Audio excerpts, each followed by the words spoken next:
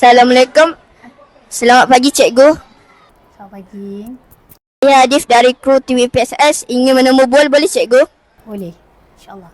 Sebelum itu saya ingin mengucapkan selamat datang ke Sekolah Kebangsaan Sungai Tiram. Apakah perasaan cikgu untuk hari pertama ini? Okey, Assalamualaikum terlebih dahulu. Assalamualaikum kepada semua penonton TV PSS SK Sungai Tiram. Okey, nama saya Cikgu Azlina binti Mak Yusof. Saya selaku guru penolong kanan co-curriculum yang baru di sini. Saya ucapkan terima kasih atas penerimaan warga sekolah SK Sungai Tiram di sini.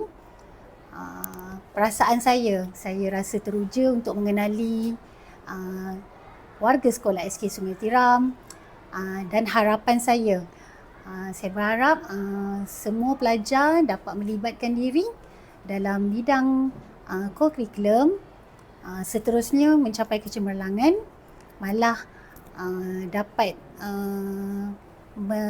meningkatkan lagi kecemerlangan dalam bidang akademik, sasiah dan juga disiplin. Okey. Jadi terima kasih sekali lagi saya ucapkan kepada warga SK Sungai Tiram. Okey cikgu, terima kasih. Sama-sama.